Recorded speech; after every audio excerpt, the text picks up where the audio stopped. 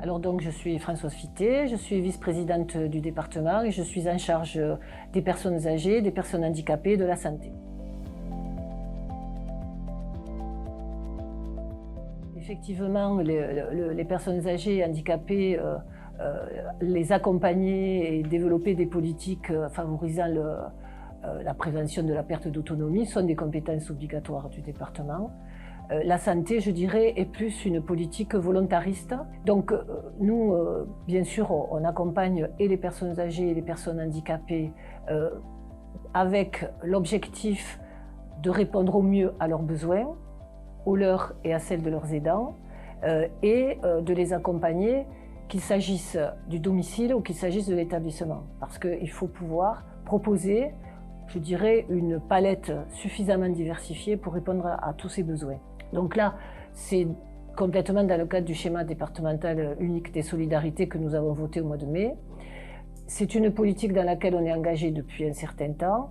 C'est de proposer pour les gens qui le souhaitent, et c'est 80% des Français qui souhaitent rester le plus longtemps possible à domicile, toute une palette de possibilités d'accompagnement, à commencer par, bon, bien sûr, les services d'aide à domicile, des professionnels qui jouent un rôle essentiel.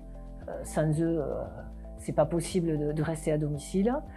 C'est aussi sur des questions d'habitat, comme le développement de l'habitat inclusif, dans lequel le département s'est engagé au travers de l'aide à la vie partagée. C'est aussi, on a voté 200 places de résidence autonomie pour permettre aux gens qui se sentent un petit peu fragiles pour rester complètement à domicile et qui sont quand même autonomes, et qui ne veulent pas un établissement, de vivre dans des lieux plus sécurisés, avec là aussi un accompagnement au lien social, au cœur des villes, voilà, dans des logements adaptés et bien sûr financièrement abordables. D'abord, je pense qu'il y a effectivement un défi énorme qui est devant nous et on est toujours dans l'attente d'une loi grand âge depuis des années qui prendrait en compte ce défi.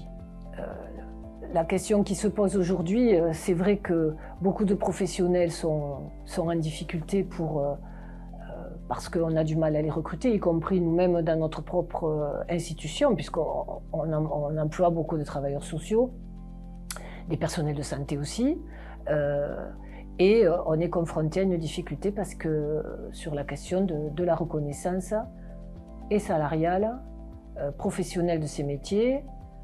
Le Ségur a été une avancée, mais tellement inégalitaire qu'il a créé beaucoup de frustration. On a financé ce qui était de notre part dans les établissements personnes handicapées, protection de l'enfance aussi. Mais voilà, je pense que là aussi, il faudrait des revalorisations salariales plus importantes parce que c'est des métiers d'engagement, des métiers alors j'aime pas trop ce terme, mais enfin un peu de vocation quand même.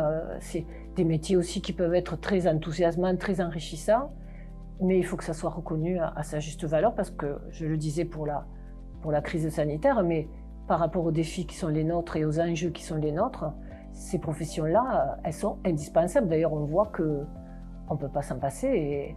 Et parler d'un virage domiciliaire sans prendre en compte cette dimension, c'est pas possible, c'est pas correct.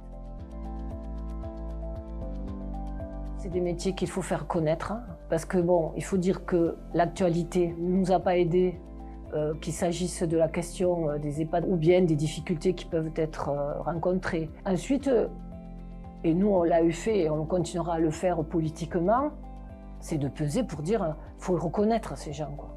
Nous on peut, à des moments donnés, on l'a fait, revaloriser sur des primes, sur des frais de déplacement, mais il faut une revalorisation je le disais tout à l'heure, très importante des salaires, travailler la professionnalisation parce que l'aide à domicile, bon maintenant ça a changé, mais pendant longtemps a manqué de professionnalisation et donc de formation. Donc ça c'est en train d'évoluer, je crois qu'il faut continuer dans cette optique-là. Moi, je dirais que chaque fois qu'on parle des personnels sociaux, médico-sociaux de santé, Beaucoup versent des larmes de crocodile, reconnaissant que vraiment c'est des personnels essentiels, ce qui est vrai, mais il faut des actes, un peu plus des actes, pour le reconnaître vraiment. Voilà, ça je crois que c'est une... Et il faut tout mettre en œuvre pour que ça se produise. Moi, en tout cas, c'est un engagement du département et moi auquel je suis particulièrement sensible.